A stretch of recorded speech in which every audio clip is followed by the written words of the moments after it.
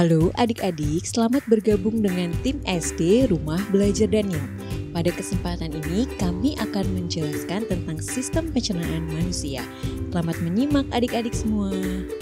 Dalam sistem pencernaan manusia, terdapat organ-organ atau alat-alat pencernaan yang dikelompokkan menjadi saluran pencernaan dan kelenjar pencernaan. Tentunya adik-adik bertanya-tanya, apakah perbedaan dari saluran pencernaan dan kelenjar pencernaan? Bukan. Saluran pencernaan adalah organ yang dilalui oleh makanan. Pada saluran pencernaan terdapat peristiwa mencerna dan menyerap, atau disebut pencernaan mekanik. Sedangkan kelenjar pencernaan merupakan organ-organ yang menghasilkan getah atau enzim yang membantu pencernaan makanan. Pencernaan yang dibantu oleh getah atau enzim disebut pencernaan kimiawi. Enzim membantu mengubah zat makanan menjadi zat-zat yang dapat diserap oleh tubuh. Mari simak lebih lanjut tentang pembahasan saluran pencernaan dan organ pencernaan. Pertama-tama yang akan kami bahas adalah saluran pencernaan. Organ-organ apa saja yang termasuk dalam saluran pencernaan? Saluran pencernaan dapat ditemukan dalam klik musola besar Tuan.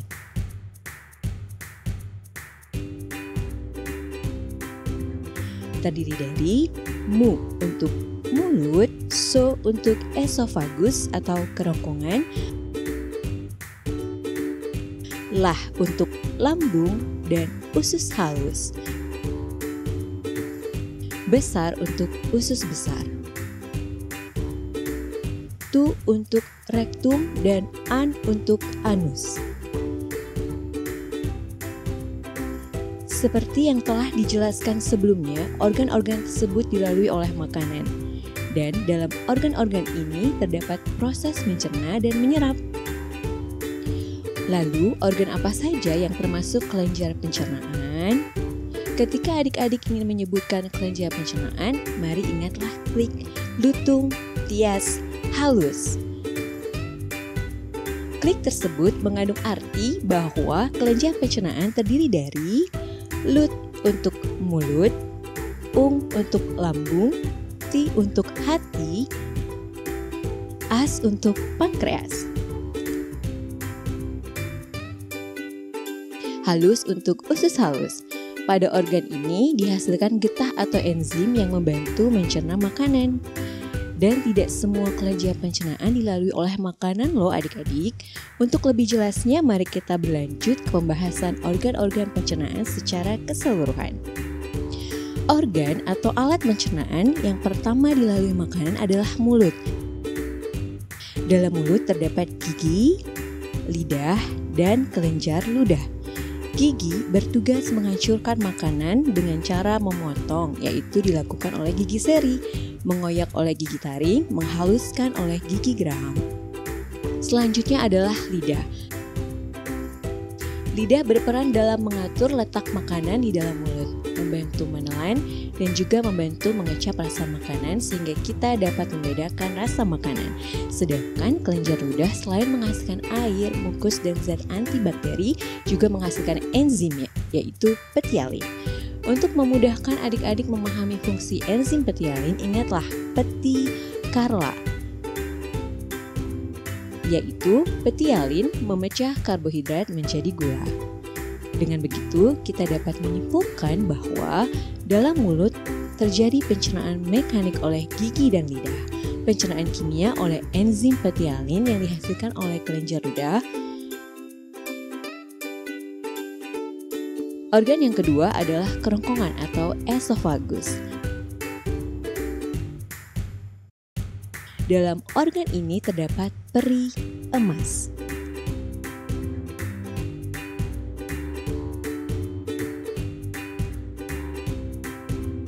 Yaitu gerakan peristaltik, gerakan meremas yang dapat membantu makanan terdorong ke lambung. Gerakan peristaltik menjelaskan bahwa kerongkongan bekerja secara mekanik. Organ yang ketiga adalah lambung. Dalam lambung, makanan akan bertemu dengan enzim-enzim lambung. Agar mudah mengingat, kami berikan adik-adik klik LAPAT. Artinya, dalam lambung terdapat pepsin, asam klorida, dan renin. Pepsin berfungsi mengubah protein menjadi pepton. Asam klorida atau HCl dapat membunuh kuman yang masuk ke tubuh bersama makanan. Renin dapat mengubah protein susu menjadi kasein. Selain pencernaan oleh enzim dalam dinding lambung, mengandung otot-otot polos yang dapat berkontraksi, yang berfungsi untuk menghancurkan makanan. Adik-adik dapat menyimpulkan bahwa pencernaan di lambung berlangsung secara mekanik dan kimiawi.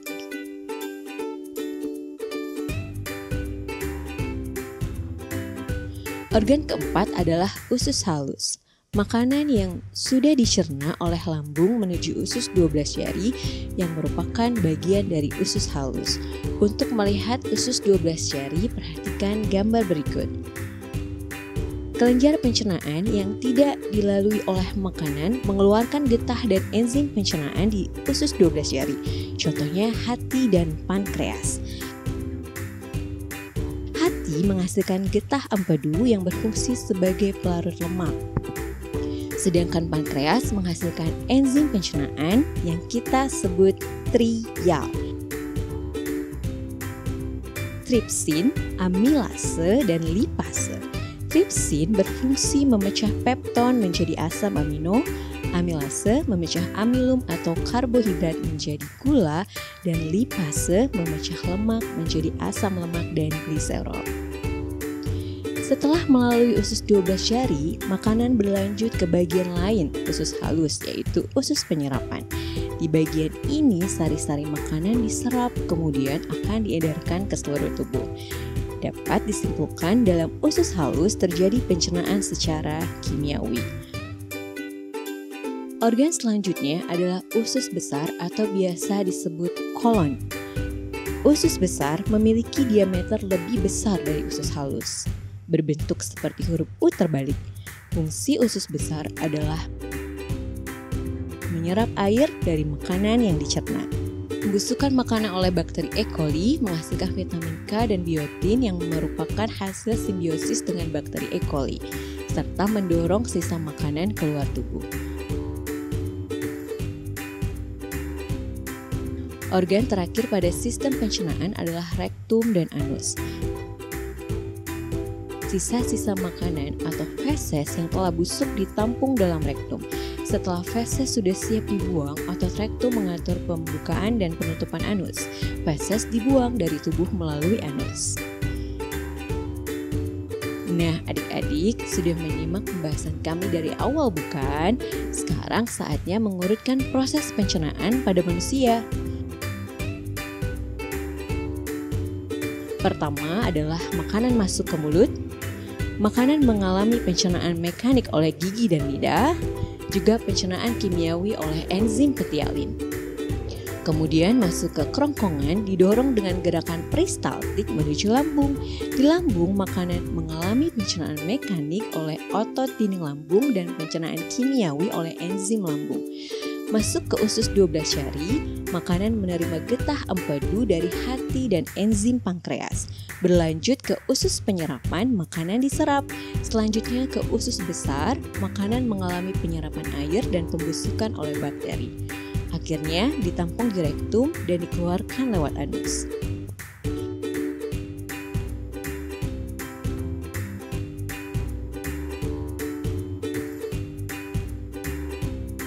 Selanjutnya, marilah kita lihat contoh-contoh soal berikut ini. Di antara organ-organ berikut ini, manakah yang bukan merupakan kelenjar pencernaan? Untuk mempermudah menjawabnya, adik-adik bisa mengingat klik berikut. Lutung, tias, halus.